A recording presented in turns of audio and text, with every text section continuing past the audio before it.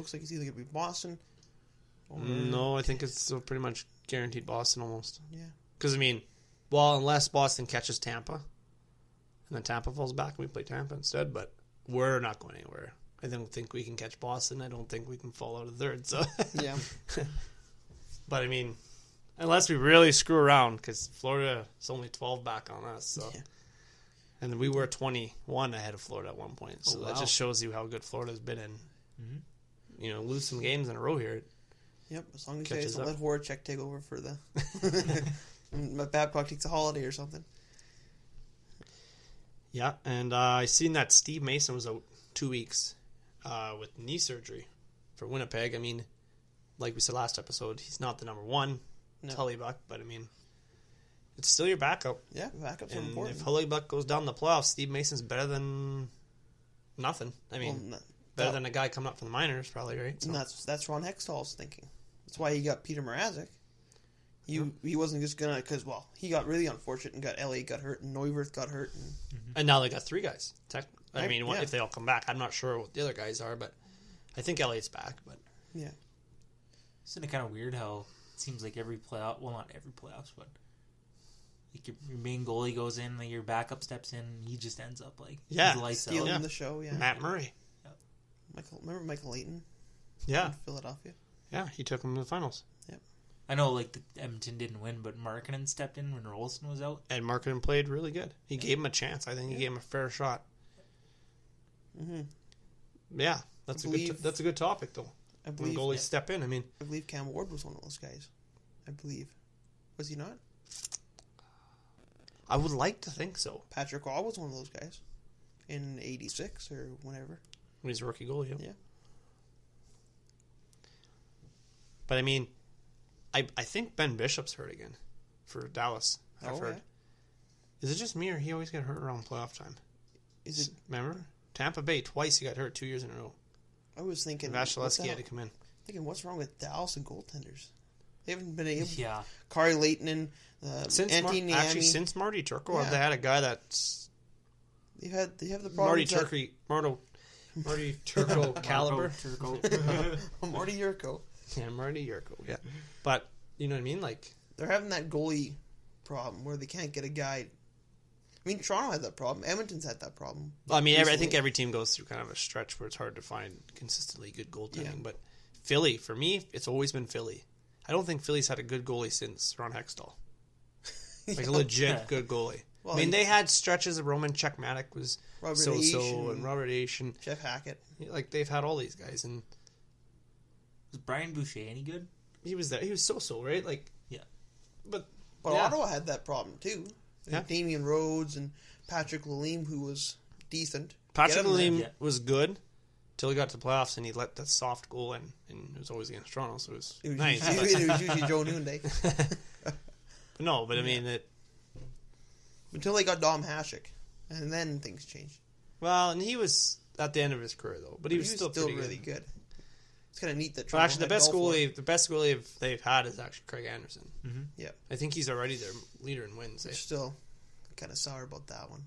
But traded Brian Elliott for Craig Anderson, and then just let Brian Elliott walk. But whatever, is what it is.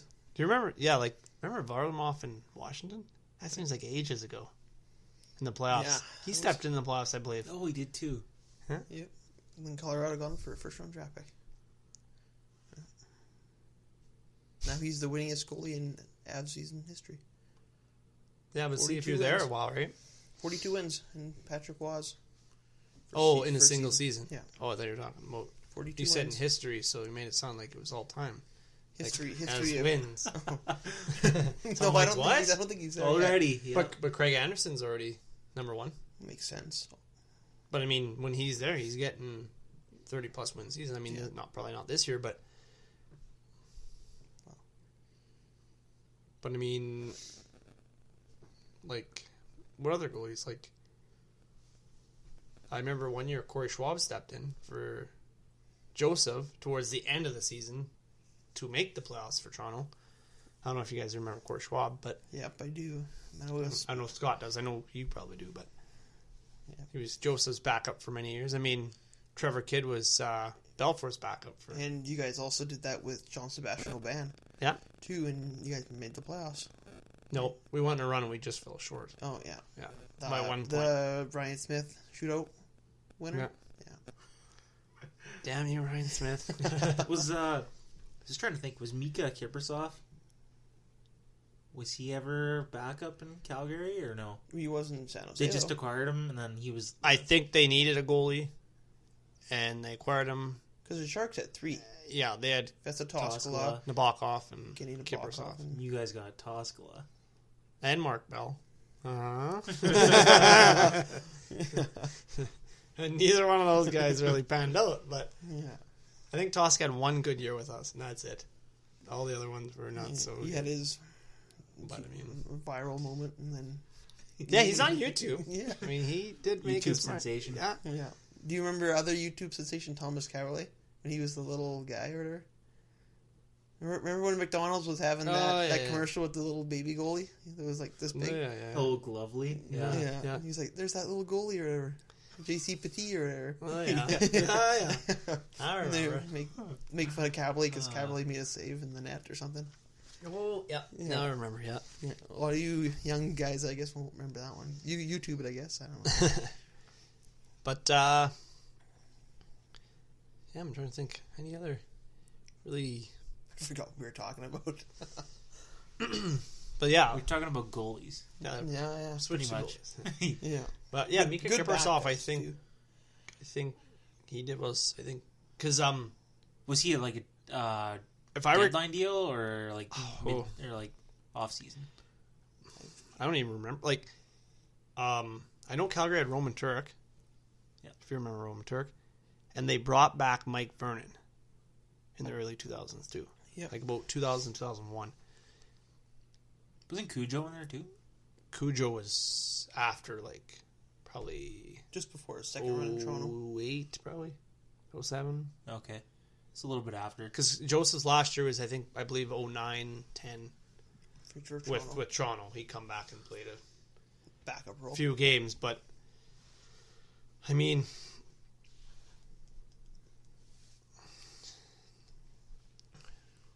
Good backups are hard to keep. You're going back to what you said, Cam Ward. Yeah. You're saying he was injured? Well, was it Arthur Urbe? By 06? Would Arthur Urbe still be kicking around? I don't know, because I thought he stepped in. But maybe I'm wrong. I could be wrong. I mean, it's happened a couple times, but I'm trying to think who would remember. Because Artis Urbe, he stole the 1 year. They went to the finals. Do you remember Kiprusoff? Toronto tried to acquire Kiprusoff. Actually, Toronto was trying to acquire Luongo or Kiprusoff, the one deadline. Yeah. And Toronto was basically pretty much acquired Kiprusoff, but Kiprusoff said, I will not show up, basically, if Toronto acquired him. So then we kind of just didn't acquire him, but we really tried to acquire Luongo. Yeah. I really want a Luongo, but yeah, I remember that the deal. That's when he went to Florida again. Do you remember that whole fiasco, the Schneider Luongo thing? They had the best situation ever. 2 great goaltenders, and they lost both of them. So Scott, answering your question just from moments ago, San Jose traded Kiprusoff to Calgary for a conditional pick in the 05 draft. That's it. And that was in 2003, November. Wow. And then if you guys all remember, in 2004 they went to the finals with Kiprusoff.